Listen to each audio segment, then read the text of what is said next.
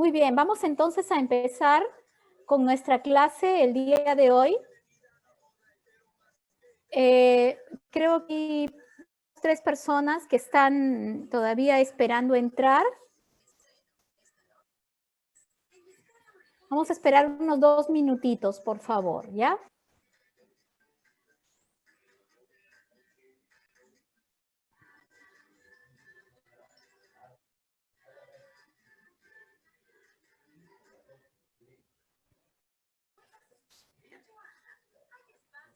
Creo que en total somos 100, ¿creo?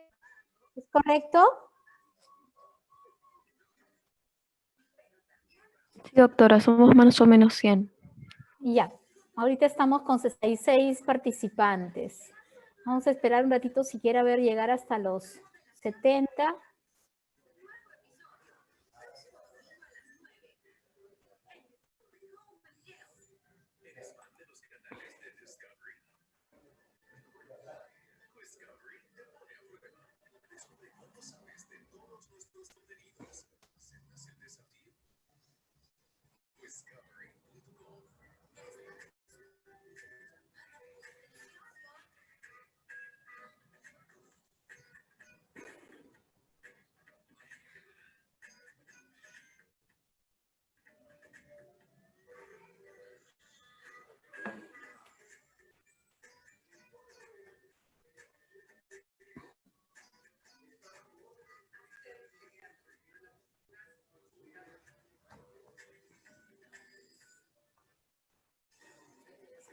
Muy bien, yo creo que entonces vamos a empezar.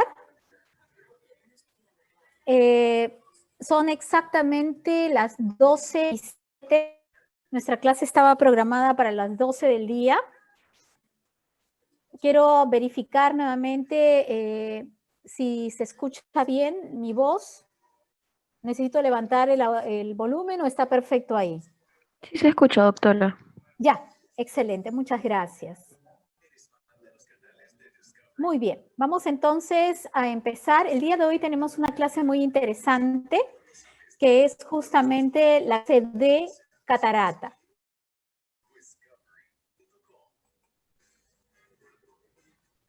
Entonces, siempre cuando empezamos, vemos definición, vemos el cristalino, es un disco biconvexo transparente y flexible, situado atrás de la pupila y que es el que va a permitir justamente el enfoque de los rayos de luz en la retina, que esta pueda ser transmitida y podamos ver. Entonces, vamos a ir viendo nosotros cuáles son las partes justamente de este disco, vamos a llamarlo así, convexo, que tiene el aspecto justamente como de una lentejita y está constituido por diferentes partes. Vemos nosotros la cápsula del cristalino, colágeno tipo 4 que cubre a las células epiteliales y la totalidad del cristalino y que permite justamente refractar la luz, el epitelio subcapsular, las fibras propias del cristalino y la maduración pierden sus organelas y núcleo y se llenan de cristalinas.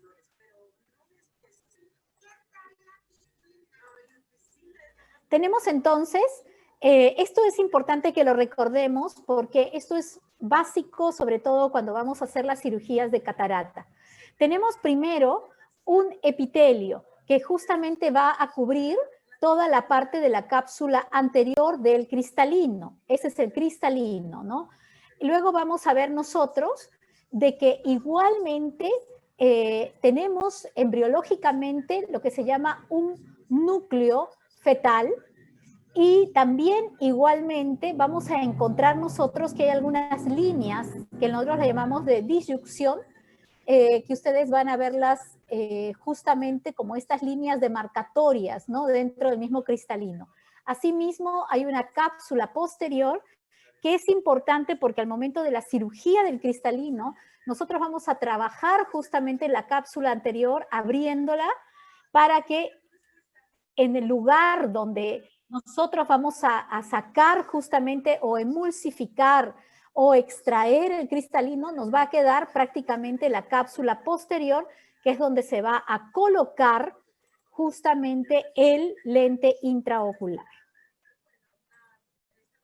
Entonces, esto es solamente para que veamos nosotros cómo está configurada justamente la cápsula, que como ustedes están viendo en las dimensiones es sumamente delgada, pero totalmente flexible, porque permite justamente que el cristalino en su totalidad pueda tener esta capacidad de abombamiento, y eso es justamente cuando ustedes han estudiado lo que es el efecto de la acomodación y de estiramiento. Entonces, tiene que ser y tiene que tener esa flexibilidad para que se pueda lograr. Entonces, recordar que el cristalino es derivado del ectodermo. Entonces, prácticamente vemos nosotros cómo se va organizando desde la vesícula, ¿no? Y se va organizando justamente la cápsula del cristalino, las fibras transparentes del cristalino, hasta tener después el núcleo definitivo del cristalino. Tanto la córnea como el cristalino dependen del ectodermo. Entonces, habíamos hablado que justamente el cristalino dentro de estas fibras, todas estas fibras tienen también igualmente unas suturas. Todas estas fibras pasan de la cara anterior a la posterior, bordeando el ecuador. Y por eso, partiendo de un punto diferente en la cara anterior y desembocan en un punto diferente en la cara posterior, formando una Y, como ustedes la ven, en la cara anterior, y una Y inversa en la cara posterior. Y todo esto siguiendo la dirección justamente de las fibras.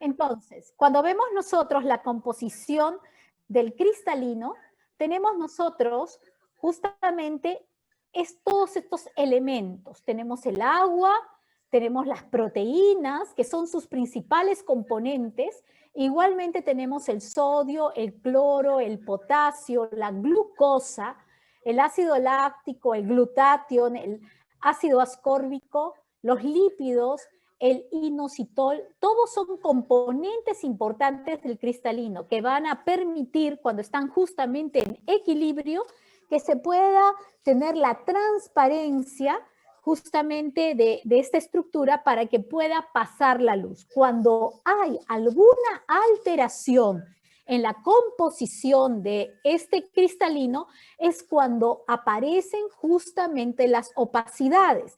Por eso es muy importante cuando hay pacientes que están con algún problema metabólico o pacientes que tienen alguna enfermedad sistémica añadida que va a afectar igualmente su proceso metabólico. Entonces, por eso es que estas enfermedades pueden condicionar en algún momento la catarata.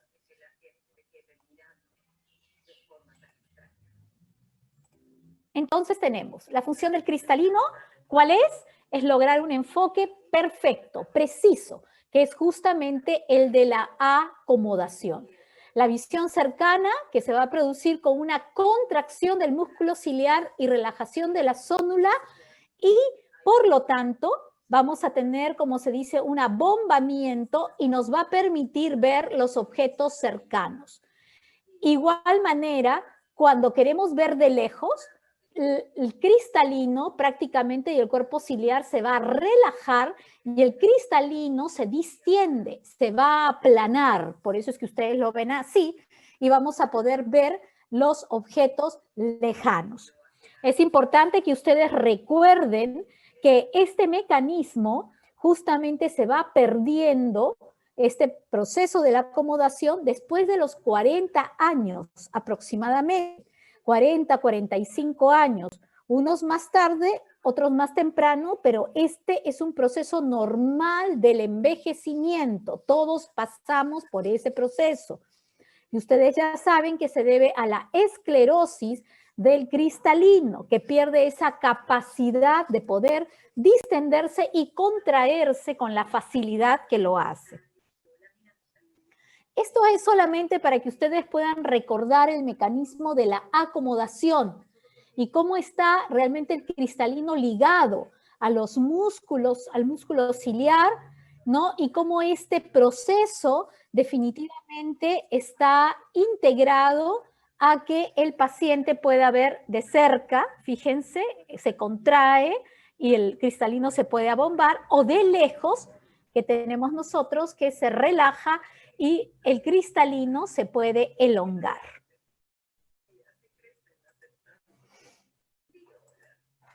Esto es para que ustedes recuerden un poco la parte de la posición del cristalino que les permite a ustedes el poder tener un buen enfoque y que va funcionando conjuntamente con el cuerpo ciliar, con todo el complejo sonular, para poder tener tanto la visión cercana como la visión lejana y que la luz pueda pasar perfectamente como lo hace a través de un cristal y que podamos ver. Eso significa de que si empiezan a ocurrir algún tipo de opacidades o se empieza a perder esa transparencia, el paciente, por lo tanto, va a empezar a tener baja de visión. Este es un diagrama del cristalino para que ustedes vean la forma perfecta, ¿no?, en la que este cristalino está diseñado. Igualmente, esta es una disección para que ustedes puedan ver cómo lo ven ustedes en la lámpara de hendidura, ya tuvieron en su clase práctica, cómo este haz de luz de la lámpara de hendidura les permite a través de este corte el poder ver justamente el cristalino, el poder determinar qué zona o qué zonas son las que están afectadas. Acá, para recordar nuevamente, la cápsula anterior, la corteza, ¿no? Igualmente el núcleo, ¿no? La cápsula igualmente posterior, y acá por detrás lo que sería el vítreo. Entonces nosotros podemos visualizar las zonas en las que esta opacidad se encuentra para así darle un nombre, porque tenemos que darle un nombre, no decimos catarata solamente, decimos catarata cortical, catarata subcapsular posterior, catarata nuclear. Entonces, de acuerdo a la posición donde se encuentra la opacidad, vamos a encontrar el nombre. Esto es para recordar justamente la evolución justamente de este núcleo, cómo va cambiando hasta ya ser un núcleo adulto. Igualmente, recordar dónde se encuentran las fibras sonulares, ¿no? Y por eso es importante siempre tener la midriasis máxima. Ustedes ya saben que la midriasis es la dilatación de justamente de la pupila para poder visualizar y observar todas las estructuras. Igualmente ver la posición del cristalino, si el cristalino está bien centrado o si de repente hay algún tipo de luxación o subluxación del cristalino.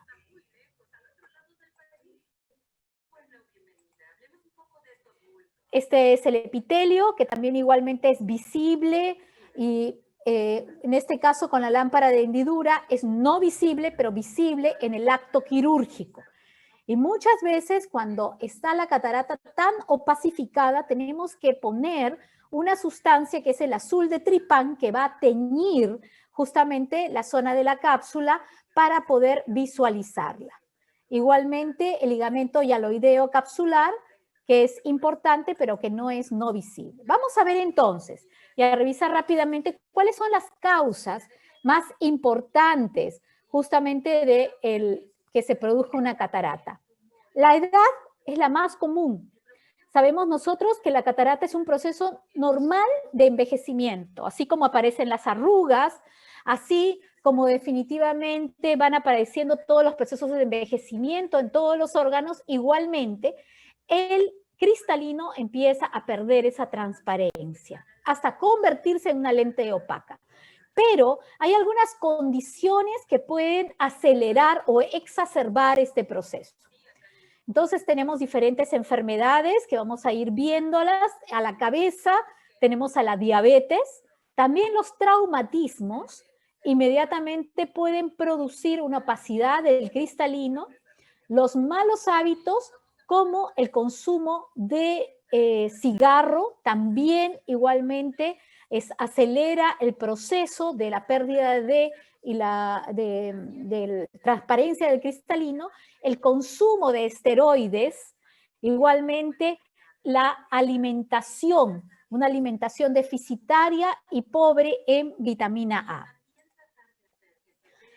Habíamos visto que podemos clasificar las cataratas de acuerdo al lugar donde se ubican. Ya hemos conversado, nucleares en la parte central, igualmente capsulares, subcapsulares y corticales. Pero también, de acuerdo al proceso de desarrollo, hay algunas que están más consolidadas que otras. Entonces, hablamos de inmadura, de madura, hipermadura y morganiana.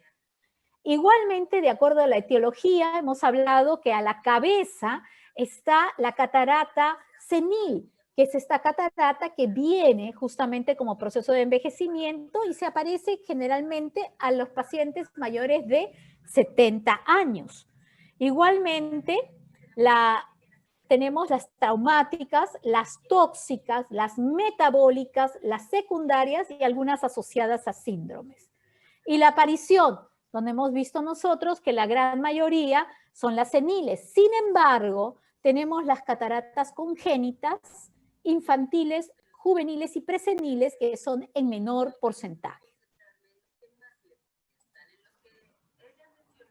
Entonces, también igualmente, esto ya solamente para nuevamente reforzar, ustedes vean cómo es la parte del núcleo la que está justamente en este color amarillo parduzco, la que está afectada, y por eso es en la porción central del cristalino e interfiere con la agudeza visual lejana del paciente, y esta es catarata senil. En cambio, la cortical, ustedes ven que se extiende gradualmente desde la periferia hacia el centro. Son pacientes en la gran mayoría con diabetes mellitus, que pueden desarrollar este tipo de cataratas. Y la subcapsular, esta es la más rápida que progresa. Esta está muy asociada a pacientes que usan corticoides y el paciente se queja con frecuencia del deslumbramiento o la borrosidad. Entonces tenemos en las cataratas nucleares, nuevamente, fíjense, y las cataratas corticales que van desde la periferia, ¿no?, hacia el centro. Igualmente, habíamos hablado de la madurez, una catarata madura, una inmadura que tiene algunas regiones transparentes todavía, y una hipermadura donde ustedes no van a poder visualizar prácticamente nada, ¿no? Está totalmente este vidrio, como si ustedes vieran el vidrio de una ventana, en vez de estar totalmente transparente, está totalmente opacificado. Nuevamente, madura o hipermadura, ¿no?, que da el aspecto de un color blanco nacarado, y estos pacientes generalmente, muchos de ellos solo perciben luz. Cuando ustedes hacen la agudeza visual, ¿no?, en una madura pueden percibir solamente movimiento de manos y no va a existir el reflejo rojo, porque ustedes saben que el reflejo rojo viene justamente de la proyección de luz que pasa a través del cristalino y les va a reflejar justamente la coroides, que es la zona vascularizada de la retina, y por eso recibe ese nombre del reflejo rojo. Pero si ustedes tienen el cristalino totalmente opacificado, no van a tener ningún reflejo rojo, y esto es importante. ¿Están escuchándome, por favor? Sí, doctora. Sí, doctora. Ya, ok, gracias. Habíamos hablado que hay un porcentaje de cataratas que es la catarata congénita. Esta catarata congénita, muchas de ellas puede estar asociada a alteraciones metabólicas, pero también vamos a ver dentro de las más importantes la galactosemia.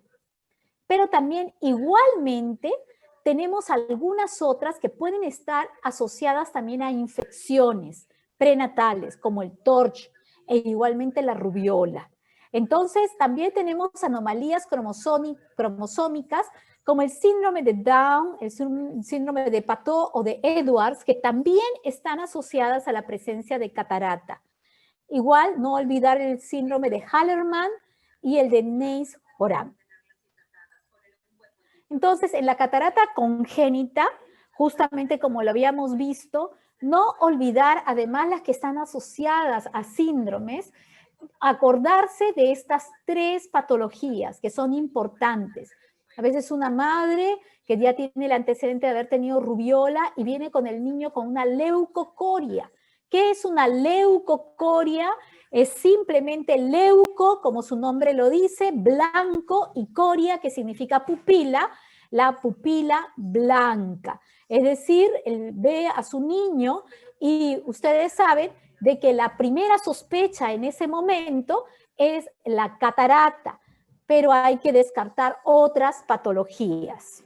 Y si la mamá les dice que ha tenido rubiola, con mayores condiciones. Pero también hay las carenciales, porque lamentablemente en nuestros países y en Latinoamérica hay un déficit y hay mucha desnutrición, tanto de las madres como de los niños. Entonces, déficit de vitamina A, ácido fólico y vitamina B12 también pueden producir y ser aspectos que pueden coadyuvar para la presentación de catarata.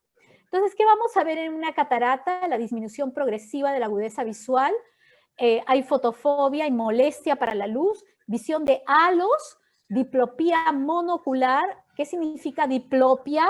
Diplopia es ver doble, monocular, ¿qué significa? Con un ojo.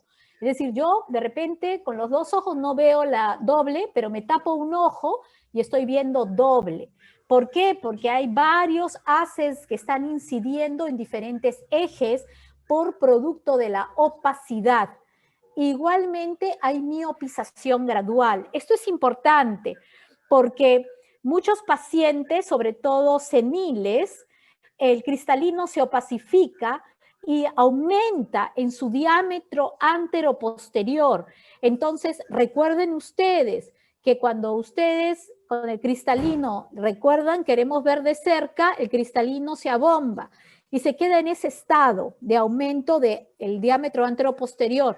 Entonces, es típico el paciente que lleva a su abuelito a la consulta y el paciente dice, sí, doctora, pero mire, no veo bien de lejos, es verdad, pero ¿sabe qué? Ya no uso lentes y ahora yo leo perfecto de cerca. Y lo dicen como si fuera pues una gran hazaña, ¿no? Mi abuelito ve maravilloso el periódico de cerca. Si eso les pasa a ustedes con alguno de sus abuelitos, es que definitivamente está con catarata. Entonces, porque eso es lo que ocurre con la catarata, la miopización gradual. Discriminación también igualmente deficiente de los matices y de los colores. Por eso es que el paciente cuando es operado de catarata no saben la felicidad que tiene porque nuevamente vuelve a ver todos los colores. Realmente lo sacamos de esta discapacidad y lo volvemos en una persona autosuficiente. Entonces, esto es lo que ya les había comentado, ¿no? Acerca de la catarata cortical, nuevamente nuclear, ¿no? Y los diferentes grados de catarata. Ahora, hay, como les comentaba, también igualmente la subcapsular anterior y la subcapsular posterior, ¿no? Que van a tener aspectos, justamente hay como una metaplasia fibrosa del epitelio del cristalino, y en la posterior el aspecto vacuolar granular, ¿no? Y hay molestias importantes en situaciones generalmente de miosis, ¿no? Y cuando estamos hablando de miosis, es básicamente cuando el paciente está en la luz o el paciente va a leer. Dice, se asocia con miopía como resultado del aumento del índice de refracción del núcleo del cristalino y aumento de la esfera. Segunda visión de los ancianos, consistencia dura de la catarata. Entonces, nuevamente, cataratas inmaduras, maduras, ¿no? Y las morganianas, donde tiene este aspecto color marrón, negruzco, totalmente el cristalino. Ahora, les comentaba que también hay otros orígenes fuera de la senil, que es la catarata metabólica, que son las que aparecen en el curso de una enfermedad. Y ustedes saben que lo más frecuente es la diabetes y que estos pacientes diabéticos Incluso pueden aparecer, ¿no? No solamente la catarata en pacientes muy adultos, sino aún en pacientes jóvenes. Entonces, vemos nosotros que tenemos acá la diabética, la tetánica, la galactosémica y las sindermatóticas. Estas son las metabólicas. Y entonces, ¿qué es lo que va a pasar? Hay opacidades subcapsulares anteriores y posteriores en la diabética. Igualmente, vemos nosotros de que esta catarata se va a ver y es típica en copos de nieve. Hay una sobrehidratación osmótica. Por eso lo habíamos comentado que en los pacientes con diabetes, cuando queremos hacer una refracción, y eso lo han visto ustedes en la práctica, siempre tiene que ser una refracción por debajo de 150, de 120, para poder tener una refracción real, porque el paciente va a miopizarse. Y además de eso, esos cambios bruscos que se produce justamente de la osmolaridad en el cristalino va produciendo opacidades y va condicionando a la catarata diabética típica en copos de nieve. Tenemos igualmente que la hiperglicemia, como ya lo habíamos comentado, ¿no? Va a producir justamente esa sobrehidratación osmótica que va a dar lugar a la miopía, por eso los pacientes miopizan, y luego por ese intercambio y esas alteraciones justamente de la osmolaridad va a conllevar a la catarata. Igualmente hay lo que se llama la catarata tóxica.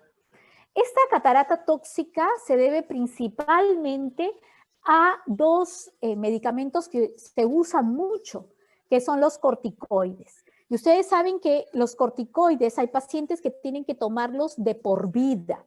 Principalmente, ¿quién? Los pacientes que sufren de colagenopatías, ya sea un lupus, ya sea una artritis reumatoidea, ya sea una espondilitis anquilosante, pacientes que tienen o han sido o han tenido trasplantes. Estos pacientes también igualmente tienen que tomar corticoides de por vida. Entonces, son más susceptibles de hacer catarata. Y generalmente, ¿cuándo aparece? Después del primer año de tratamiento. Igualmente, los mióticos, en especial los que a veces usamos como la pilocarpina, que ya no se usa solamente en casos de emergencia, cuando tenemos glaucomas agudos, ¿no? En estos pacientes igualmente puede producir catarata. Cataratas secundarias a uveitis, que las uveitis son inflamaciones recurrentes. Justamente estos pacientes poseen estas inflamaciones que va a haber celularidad, va a haber presencia de proteínas, va a haber sustancias inflamatorias, va a haber necrosis en el humor acuoso. Ese humor acuoso que debería estar también igualmente totalmente transparente, se llena justamente de justamente sustancias inflamatorias que en este caso por la uveitis van a traer y van a conllevar a que el cristalino también pierda su opacidad. Y recuerden, las uveitis están ligadas a opacidades subcapsulares anteriores y posteriores. La opacificación del cristalino progresa rápidamente aquí y puede producir sinequias posteriores. ¿Qué es una sinequia posterior? Es cuando el iris, como ustedes lo ven acá, se une y se pega y se adosa al cristalino. Entonces es una pupila que no se puede dilatar y se habla de seclusión pupilar cuando estas sinequias posteriores son en 360 grados, como es en este caso. Ustedes pueden ver el cristalino al fondo, pero no les permite tener una dilatación. ¿Por qué? Porque hay sinequias posteriores. Entonces, esto es típico de las uveitis anteriores. Cataratas traumáticas. Cualquier tipo de agresión puede causar definitivamente una opacidad del cristalino y producir una catarata traumática. El calor intenso, el frío intenso, las radiaciones, las heridas perforantes oculares, contusiones, cuerpos extraños, son la mayor frecuencia de cataratas traumáticas. Entonces, puede ser en forma de roseta, como ustedes la ven acá. Igualmente puede ser penetrante, donde prácticamente el contenido ha salido hacia, ustedes pueden ver el cristalino prácticamente se ha desplazado, ¿no? Y a la cámara anterior prácticamente todo el contenido ha salido hacia afuera, ¿no? Ustedes pueden ver acá pigmento, incluso hay lesiones del iris con zonas de atrofia. Entonces, nosotros tenemos que evaluar este cristalino en la lámpara de hendidura para determinar qué tipo de catarata es, ¿no? Esto ya lo habíamos visto en la práctica, un poco antes de una cirugía de catarata, todos los exámenes que tenemos que realizar, ¿no? Para poder saber cuál ha sido la génesis de esta opacidad del cristalino. Si es que hay alguna enfermedad sistémica que esté atrás de este problema. ¿Para qué? Para justamente tratarla y evitar, por sobre todas las cosas, complicaciones en la cirugía, ¿no? Tiene que ser si es un paciente anticoagulado, tenemos que saber qué es lo que tenemos que realizar y en qué condiciones tenemos que entrar a la sala. Si es un paciente con alguna enfermedad infecciosa, también igualmente. Si es un paciente diabético, sobre todo, que son pacientes que tienden a hacer muchas veces infecciones después de la cirugía, hay que estar al tanto justamente que este paciente esté libre de cualquier infección o cualquier situación que pueda traer alguna complicación. Los exámenes, como habíamos visto en lámpara de hendidura, siempre con midrasis máxima, ecobiometría, microscopía especular, que ustedes ya han visto que es sumamente importante realizar un buen conteo de las células endoteliales para no tener sorpresas y luego operar a un paciente con bajo recuento y luego tener la sorpresa de que este paciente después de una cirugía exitosa no ve. Igualmente la ecografía, porque cuando tenemos estas cataratas hipermaduras, como lo que hemos visto, y no nos permite ver el fondo de ojo, tenemos que saber si este paciente está asociado a un desprendimiento de retina. Ustedes no pueden programar un paciente con una catarata y tirarse a la piscina sin saber si atrás este paciente puede ser un paciente diabético y de repente tiene una retinopatía diabética proliferativa, o tiene un hemovitrio, o un desprendimiento de retina, o de repente tiene una atrofia del nervio óptico, o de repente tiene una maculopatía. Por eso, hoy por hoy, la ecografía, escúchenlo bien, es el gold estándar cuando hay opacidad de medios como examen, porque nos permite poder evaluar y poder hacer el pronóstico visual del paciente después de la cirugía. Ustedes no pueden entrar a una cirugía sin saber qué es lo que está pasando atrás. Igualmente la topografía corneal, que es importante, sobre todo en pacientes a veces que pueden estar teniendo queratoconos y necesitamos saber cómo está esa córnea. Esto es solamente para recordar cómo es que cuando entramos a una cirugía tenemos que ir entrando justamente y vamos yendo capa a capa, ¿no? Cuando empezamos a hacer el tallado de la cápsula anterior y luego emulsificar todas las zonas justamente del cristalino y solamente se deja la cápsula posterior donde es el lugar que se va a poner el lente intraocular. Esto es solo para recordarles, ya lo vieron en la práctica, la microscopía especular, cómo hacen el conteo de las células endoteliales. Este es un buen conteo porque ustedes están viendo acá el aspecto justamente de panal de abeja. Son células hexagonales y nacemos con un promedio de 3.000 a 4.000 células que se pueden ir perdiendo y se van perdiendo de acuerdo a la edad, pero tenemos que asegurar la transparencia corneal, que la transparencia corneal se pierde por debajo de 1000 células. La paquimetría, que es el espesor de la córnea, que también es sumamente importante para poder, sobre todo en los pacientes candidatos a cirugía refractiva, pacientes con hipertensión ocular, queratocono, hay que ver si tienen estos pacientes una córnea gruesa o una córnea delgada. Y la microscopía, que ya lo hemos dicho, nuevamente que tenemos que recordar que recuentos bajos por 400 a 700 células producen pérdida definitiva de la transparencia corneal. ¿Qué significa?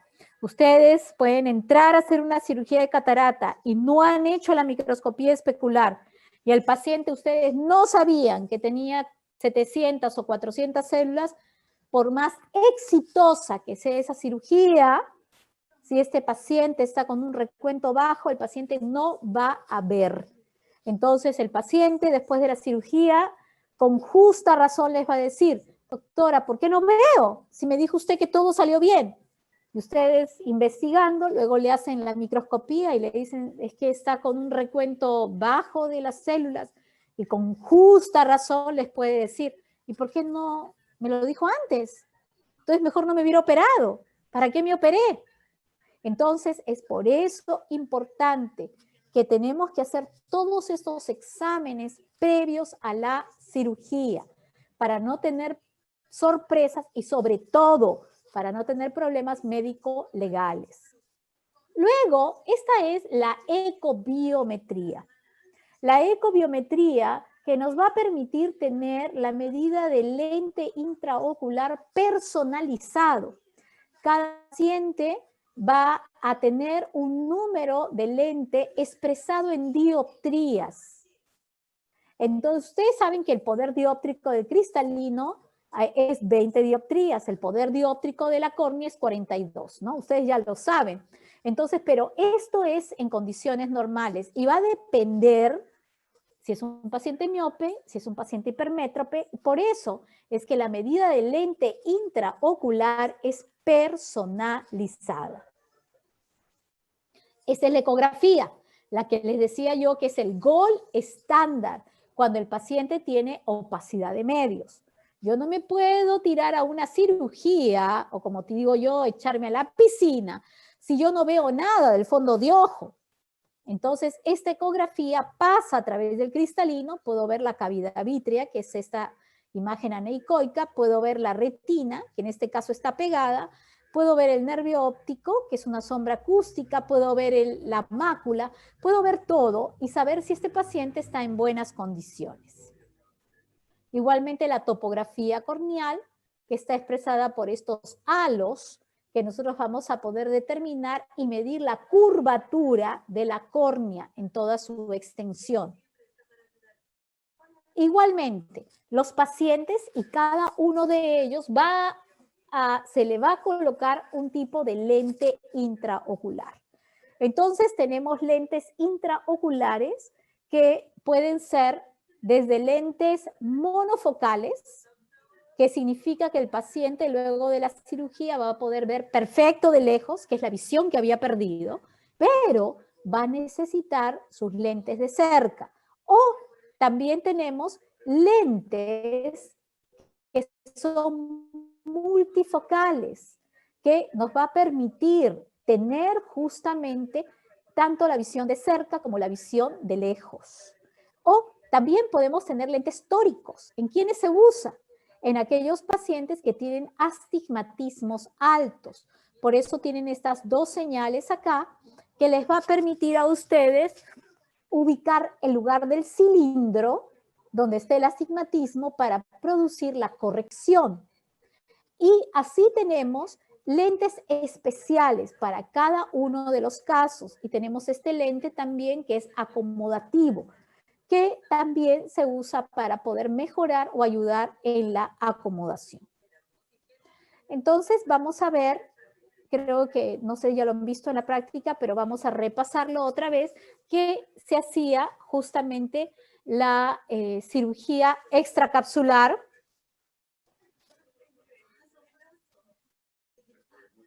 que era la cirugía antigua que se realizaba, en la cual se hacía incisión.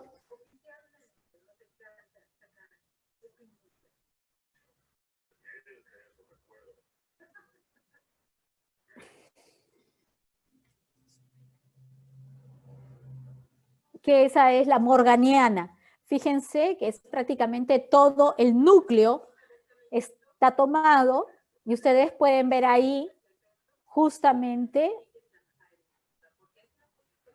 ahora se hace una cápsulo rex, que es como una tela de cebollita.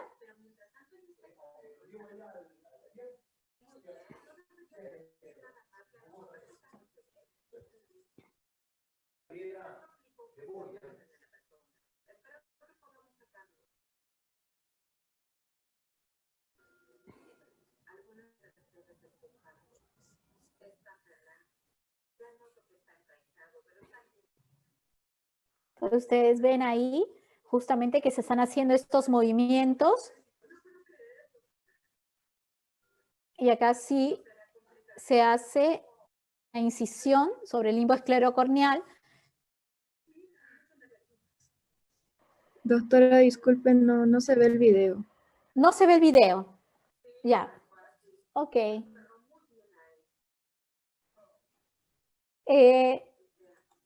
¿Y saben por qué no se ve el video?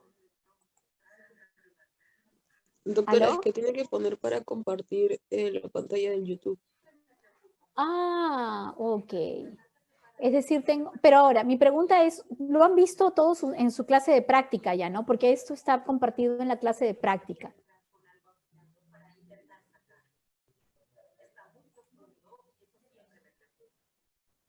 ¿Sí me están escuchándome todos? Sí, doctora. Ya. Algunos que hemos tenido temprano ya lo hemos podido apreciar. Ah, perfecto. Excelente. Entonces, qué pena. Y tenía que, porque en la otra plataforma sí yo lo comparto directamente, ¿no?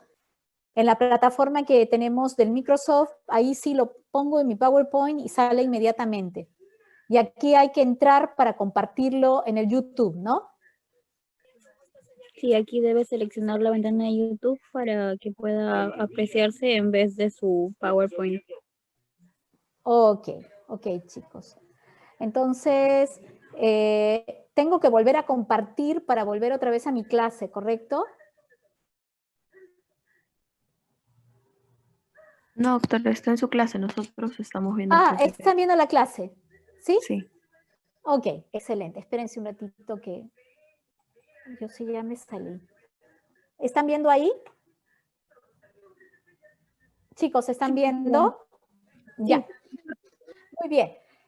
Este video, de todas maneras, yo los he puesto en la clase de práctica para todos. Entonces, los que ya tuvieron clase de práctica ya los han visto. Y lo que yo quería básicamente decirles es que antes, y lo van a ver en su clase de práctica, teníamos nosotros lo que se llamaba la cirugía extracapsular, que se tenía que hacer una incisión prácticamente esclerocorneal y a través de esa incisión se saca el cristalino, se deja solamente la cápsula y luego se pone en el lugar el lente intraocular y luego se hacen las suturas. Entonces, de esa manera, nosotros hacíamos la cirugía extracapsular. Ahora, hoy por hoy, se hace la cirugía de facomulsificación, que van a ver ustedes los videos en su práctica, que esta cirugía de facomulsificación no necesita prácticamente suturas. Es una incisión solamente corneal que se hace prácticamente de 2 milímetros y a través de la cual se hace justamente la emulsificación del cristalino, que es la destrucción del cristalino a través del ultrasonido. Entonces, al hacer la destrucción a través del ultrasonido, absorbemos y comemos todo lo que hemos fragmentado, por eso se habla de facofragmentación, y queda la bolsa capsular totalmente limpia para poder ahí poner nuestro lente intraocular. Luego se sellan prácticamente la entrada Y el paciente, la diferencia anterior es que antes el paciente se iba con un parche. Ahora el paciente ya no se tiene que ir con ningún parche y el paciente prácticamente ya está nuevamente viendo. Se le da la indicación en sus gotitas para que pueda mantener su tratamiento y prácticamente con eso nosotros hemos resuelto al paciente y le hemos devuelto nuevamente su calidad de vida y sobre todo que hemos recuperado a un paciente que tiene ya nuevamente la capacidad de ser autosuficiente y de poder actuar. Bien, chicos, eso es un poco lo que yo el día de hoy quería compartirles acerca de esta clase de catarata. ¿Están viéndome? ¿Sí me escuchan? Sí, doctora. Listo.